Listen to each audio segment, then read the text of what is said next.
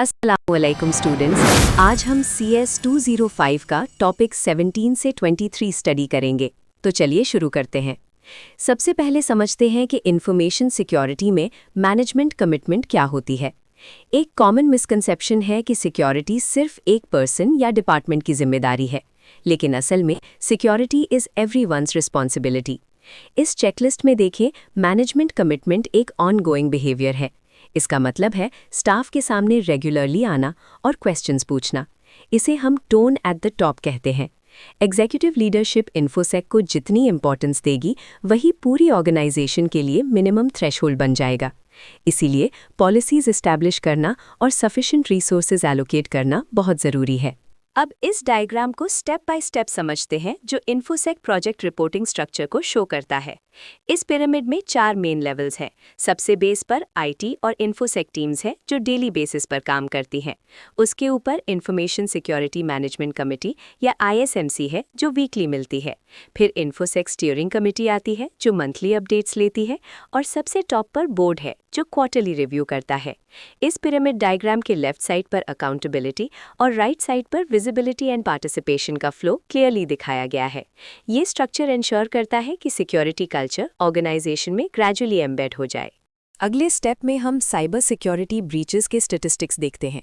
ये pie chart clearly show करता है कि अटैकर्स कौन हैं।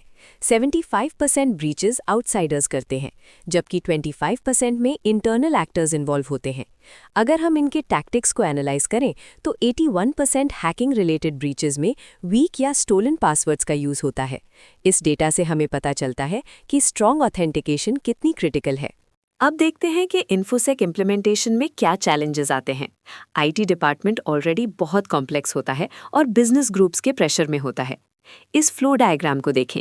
इसके सेंटर में आईटी है और इसके चारों तरफ ऑडिट, इन्फोसेक, कंप्लायंस और रिस्क डिपार्टमेंट्स हैं।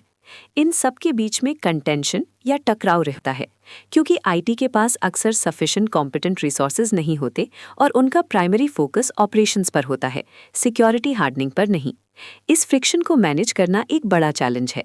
अब इस कंपैरिजन टेबल में पाकिस्तान की इन्फोसेक स्टेट को दूसरे रीजनल कंट्रीज के साथ कंपेयर करते हैं। ग्लोबल साइबर सिक्योरिटी इंडेक्स 2017 के मुताबिक इंडिया का रैंक 23rd है, बांग्लादेश 53rd पर है और पाकिस्तान 67th रैंक पर है, एक लो स्कोर 0.44 के साथ। इस लो रैंकिंग की वजह क्या है? पाकिस्तान में नेशनल साइबर सिक्योरिटी स्ट्रैटेजी और नेशनल सर्ट जैसी फंडामेंटल चीज़ें मिसिंग है।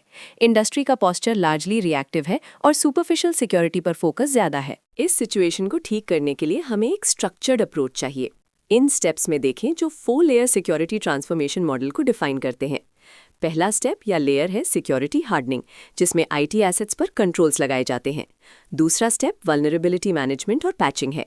तीसरा स्टेप सिक्योरिटी इंजीनियरिंग है, जिसमें कॉम्प्लेक्स सॉल्यूशंस डिज़ाइन होते हैं। और आखिरी स्टेप सिक्योरिटी गवर्नेंस है, यानी पूरे प्रोग्राम को मैनेज करना। अगर हम बॉटम से ऊपर इन स्टेप्स को फॉलो करें, तभी एक स्ट्रॉन्ग सिक्योरिटी पोस्चर बन सकता है। आज के लेक्चर में हमने मैनेजमेंट कमिटमेंट से लेकर सिक्योरिटी ट्रांसफॉर्मेशन मॉडल तक सब कवर किया। आई होप आपको ये कॉन्सेप्ट समझ आ गए होंगे। अल्लाह हाफिज़।